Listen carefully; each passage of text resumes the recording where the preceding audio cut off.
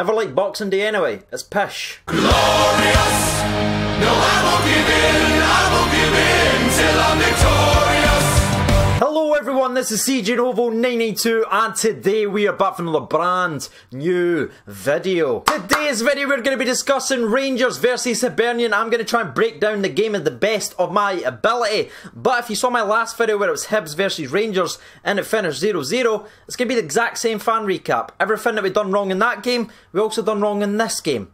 Brilliant. And as always, a friendly reminder, if you haven't done so already, please consider subscribing to the channel as we are making our way towards that 24k dream. But anyway, let's just dive into today's video then, shall we? 3, 2, 1. Rangers 1, Hibernian 1. Now that was the final score, and I don't know if you're like me at all, but I'm sitting back once again thinking, it's the same old story.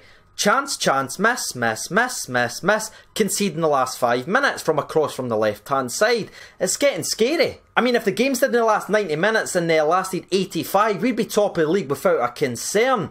What is a concern though is, once again, we concede a late goal. We can't hold on to games, we can't defend games, we can't just put our foot on the ball in the last 5-10 minutes and say, no, this is our house, we're not giving it away. We just didn't seem to do that, and it's so infuriating because you can see it happening. Last 10 minutes, they grow into the game, we fall away, and you're just sitting here at this point saying, right, score, hopefully we'll respond and score a late one. That is what's happening each and every single tight important game at the Glasgow Rangers right now. I mean, it wasn't all doom and gloom. There was a couple of players that really stepped up, and let's address that first before we break down the rest of the game. The first player that I actually want to talk about is someone that gets a lot of grief, especially from me on the channel when he plays as poorly as he has done throughout the season, but that's going to be Joe Worrall.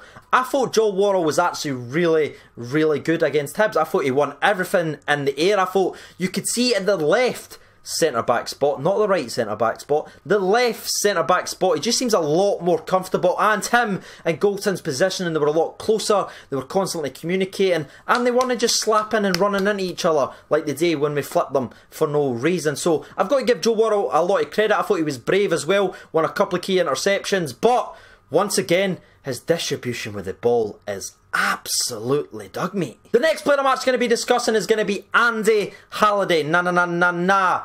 Once again, filling in a different position. The last time he was playing centre mid, this game he was playing at left back.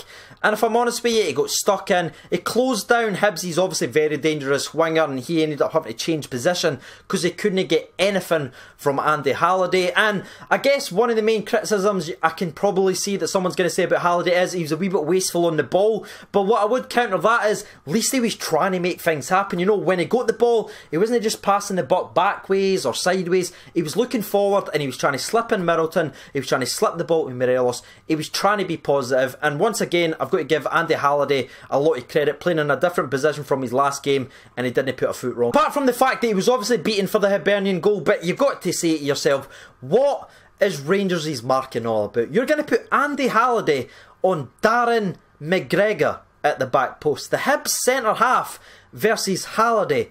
What kind of marking and structure is that? That's absolutely horrific, and again, that is a silly mental mistake by our defence late in a game that is completely avoidable. Just didn't put Halliday on Hibs' centre half. It seems easy, doesn't it? So I'm not going to tear into Andy Halliday for getting beat off a centre half in the air. There's no way I can do that. I just think it's horrific marking. We've got to be smarter in defence, and again, that highlights that mistake once again. Moving on to the next player I'm actually going to be discussing is going to be Ross McCrory. Yes, he was playing hurt throughout a majority of the game. You saw that. He was clutching his groin nearly every single time he ran. But you can't question his effort on the park. He absolutely would have died out there getting stuck in. I love the fact that he's kind of a throwback player. There's no prisoners in his challenges. There's no, oh, I'm just going to stick my foot in here and do a wee standing challenge. No, it's coming through you, winning the ball cleanly, and I love that about Ross McCrory. Had a couple of shots as well, which shown his obvious confidence, which didn't really go anywhere near the goal, but at least he's brave enough to have a shot from outside the box, one of the few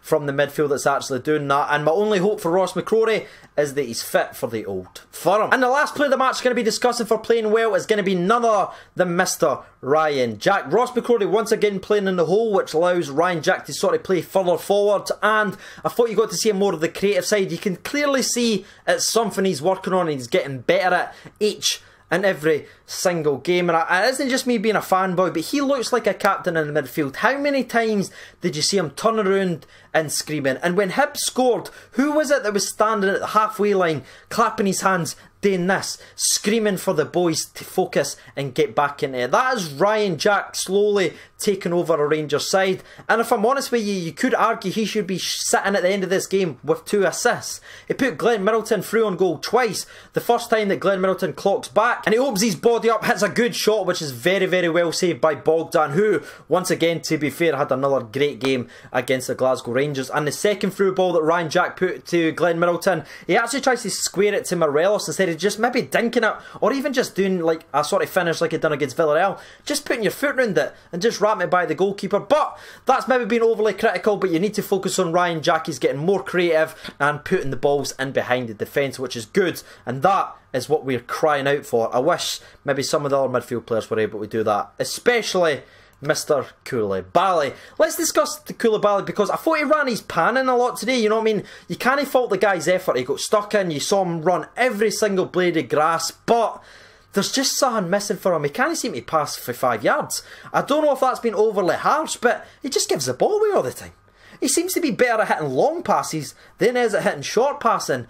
And to be honest with you, he missed a free header at the back post versus Hibs that should have made it 2-0. So I don't know how you feel about Koulibaly. I want you to let me know in the comment section below. What is happening with Koulibaly? Is he getting better? Is he getting more in form? Or is it time for someone else to fill in that gap and get a chance playing in the Rangers midfield? And the last player I'm actually going to be discussing is someone that extremely frustrated me the entire 90 minutes. And I hate to do this because you know how much I love Captain Tav, but he was chronic today. I'm not going to sugarcoat it, he was awful.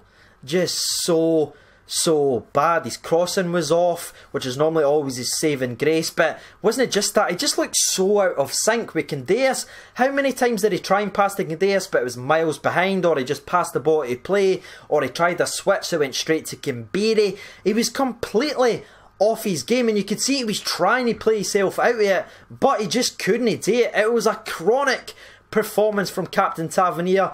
And once again, to sort of sum it up, we concede from the left hand side, getting out to the left and crossing it. Tavernier doesn't close down quick enough, the ball gets whipped into the back of the box, and obviously Darren McGregor scores the header from there. So once again, another goal comes from Tavernier's side. We need to see a performance, we need to see a rebound performance against Celtic, mate, because that is another big game where Tavernier just goes underneath the radar. But that's going to be it for sort of the players discussion. Let's actually discuss how the goals went down. Alfredo Morelos scored the first goal of the game in the 25th minute, and I was going, yes, because that is his 20th goal already, and it's before New Year. To be honest, he only had one chance in the entire game. The sort of phrase of living on scraps is the perfect metaphor for that game for Alfredo Morelos, because he never got none.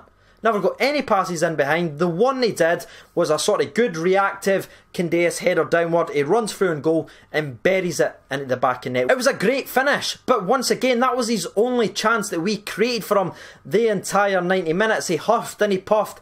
He tried to get stuck in, but he never really made anything else in. I think you've got to sort of blame Candeias and Middleton for that, because numerous times Middleton got behind Ambrose, but his final ball just wasn't good enough. And at the same side of that on Candeias, the exact same scenario. The amount of times he got in behind, but his crossing just wasn't good enough. And obviously the Hibs goal we've already discussed came down the left hand side, crossed to the back post, horrendous marking from Rangers, Halliday and McGregor.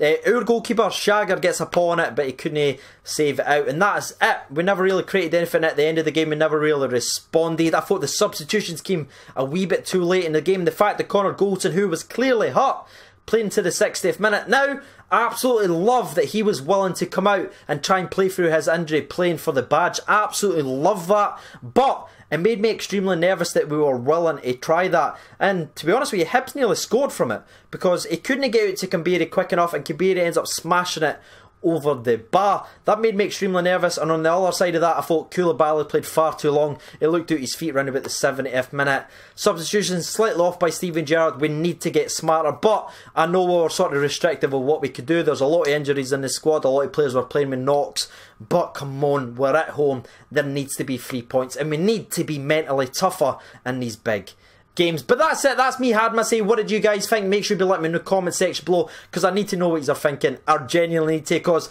I'm just thinking, sitting here saying, it's the same old story. And as you're putting your opinion in the comment section below, it is time to read out the people's opinion from Twitter.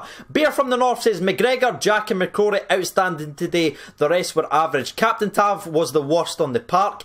Candace, Halliday and Koulibaly full of desire and without any quality. Middleton gets into great positions but needs to do better. A number of times he took the wrong options. Morelos, bar the goal today, offered very little. Team definitely needing the January break. Look knackered today. Big concern is a mental impact of results today and knock ahead of Saturday. Strange how 45 minutes can change your thinking. Stevie Brown says, please, please, please open the transfer window early. Too many stupid points dropped. Need a cutting edge and a spark from midfield.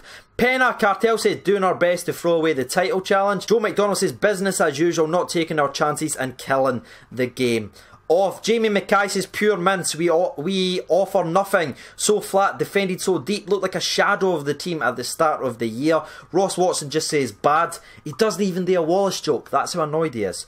Malcolm says, why do we choke important games? Halliday and Jack were brilliant. Rampant Ryan Jack says, classic Rangers, we couldn't score on a brothel, we need to learn schoolboy stuff, like how to pass 2 feet in front of you. And the last 2 or 3 that we'll actually read out comes from BF Gaga 992. Rangers were wasteful in the final third, looking tired towards the end and inevitably got punished. Need a quality attacking midfield player in January. Halliday played well. And the last one we'll read out comes from